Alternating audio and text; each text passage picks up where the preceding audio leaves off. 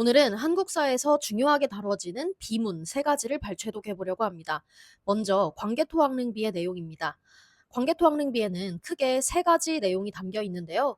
첫째로는 고구려의 건국 신화와 왕위 계승에 대한 이야기가 있고, 둘째로는 광개토왕의 정복 활동 관련 이야기, 마지막으로 이 무덤을 지키는 수묘인과 관련한 규정 이야기가 있습니다.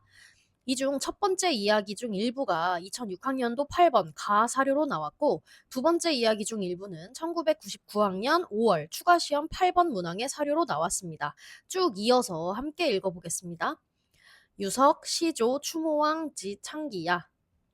생각건데 옛날에 시조, 추모왕께서 터를 시작하셨을 때, 즉 나라를 개창하셨을 때 출자 북부여 천재지자 모 하백녀랑 북부여에서 태어났는데 천재의 아들이었고 어머니는 하백의 따님이었다. 왕림진 언왈 아시 황천지자 모 하백녀랑 추모왕 왕이 나룻가에 이르러 말하기를 나는 황천의 아들이며 어머니는 하백의 따님인 추모왕이다. 네, 이 부분에서는 추모왕, 즉 주몽이 천재와 하백의 혈통을 이어 고구려를 세웠다라는 사실을 강조하고 있는 내용입니다. 즉 고구려의 왕은 천손으로 세계의 지배자였다고 본 것이죠. 이 점에서 광개토왕 비문에는 고구려 중심의 천화관이 잘 반영되어 있다라고 할 수 있겠습니다. 추모왕, 천재, 하백은 키워드니까 꼭 외워주세요. 그리고 여기 스스로 자자는 주로 스스로라는 뜻으로 쓰이지만 지금처럼 뒤에 명사가 오는 경우 또는 문장의 맨 앞에 스스로 자자가 오는 경우 등에는 뭐뭐로부터라는 뜻으로 자주 쓰입니다. 따라서 지금 출자 북부여는 북부여로부터 나왔다 라고 해석이 되는 것이고요. 여기 여랑이라는 말에서 이 랑자가 산의 랑자여서 뭐지? 여자와 남자를 말하는 건가? 하실 수도 있는데요. 여기 쓰인 산의 랑은 앞에 여자 여자를 높이는 전미사로 쓰인 거라서 여랑은 따님 정도로 해석하면 되겠습니다.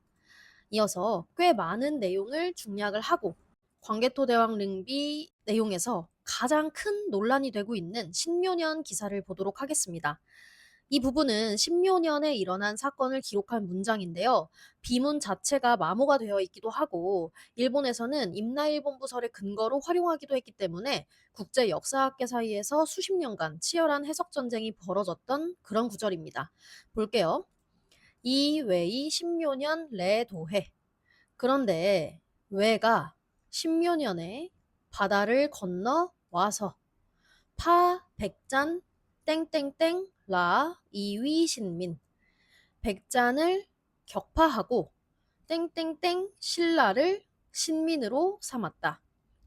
이 6년 병신 왕 궁솔수군 토리잔국 6년 병신에 왕이 몸소 수군을 이끌고 잔국을 날카롭게 토벌하였다. 네, 여기서 지금 이 밑줄 친 부분이 특히 논란이 있는 부분인데요. 땡땡땡 이 부분을 알 수 없는 것도 문제이지만 이 깨뜨릴 파의 주어를 누구로 보느냐에 따라서 해석이 아주 크게 달라지기 때문입니다. 외국을 주어로 보게 되면 외국이 십여년에 바다를 건너와서 백제를 격파하고 땡땡땡 신라 등을 신민으로 삼았다라고 해석이 되는 반면 이 깨뜨릴 파의 주어를 고구려로 보게 되면 외국이 십여년에 바다를 건너오자 고구려가 백제 땡땡땡 신라 등을 신민으로 삼았다. 라고 해석이 됩니다. 그리고 이 마지막 줄에 이로울 리자도 비슷하게 생긴 한자들 중에 7벌자냐 외국 외자냐 이로울 리자냐를 두고도 논쟁이 있는데요. 일단 1999년 기출에서는 이로울 리자로 나왔지만 우리 역사넷 등의 국가 사이트에는 7벌자로 표기되어 있다는 점 알아두시면 좋겠습니다. 이어서 더 볼게요. 9년 기해 백잔 위서 10년 경자 교유 보기오만 왕구신라 9년 기해에 백잔이 맹세를 어겼다. 10년 경자에 보병과 기병 5만 명을 보내어 가서 신라를 구하게 하였다. 지금 여기 끼칠 유자는 기출 복귀가 끼칠 유자로 되어 있기는 하지만 보낼 견자의 오기로 보입니다. 따라서 보내다로 해석하시는 게 좋겠습니다. 그리고 아까부터 계속 백제는 백제가 아니라 백잔이라고 하고 있죠.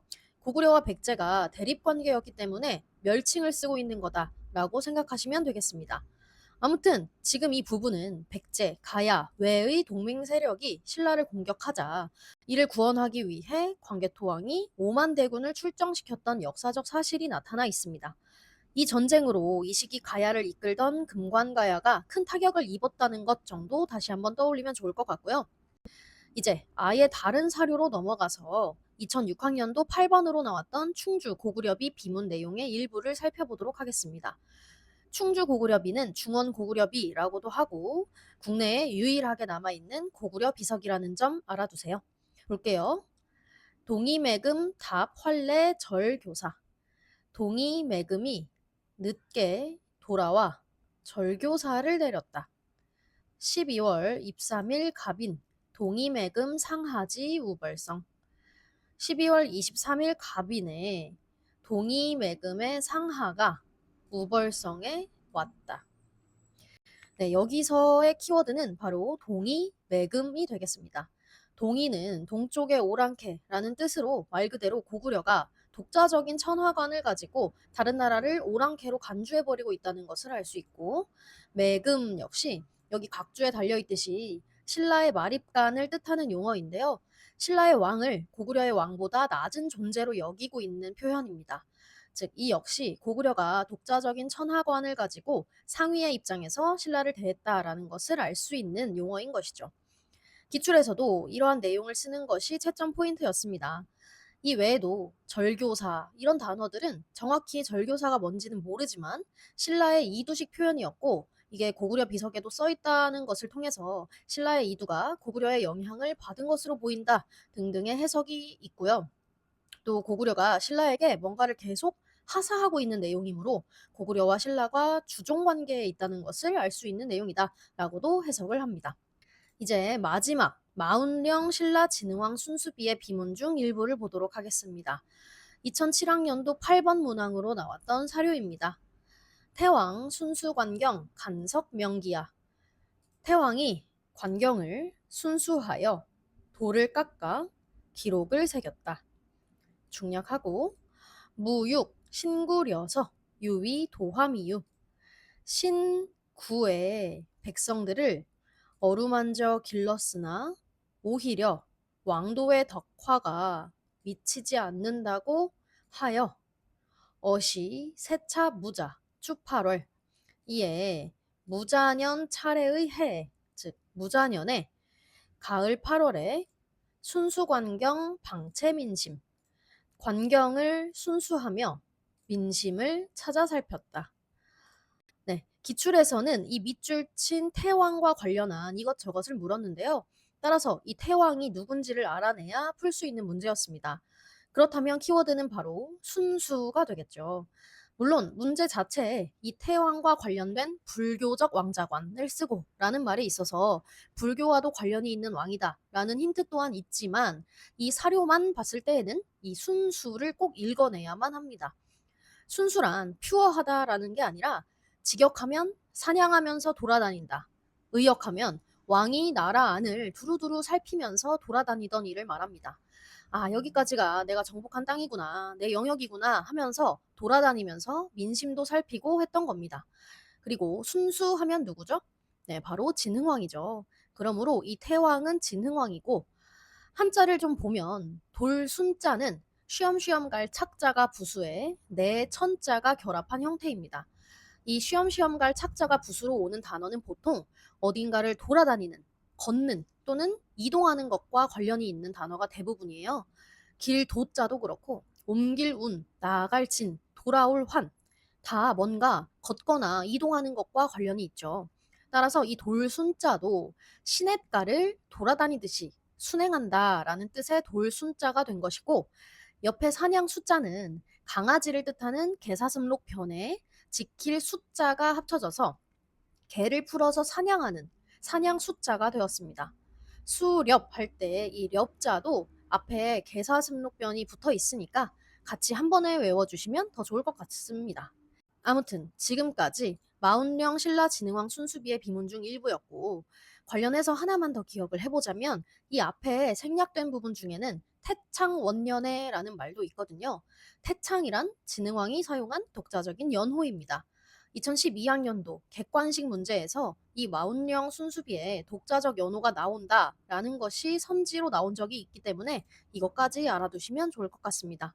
오늘 함께 볼 사료는 여기까지입니다. 감사합니다.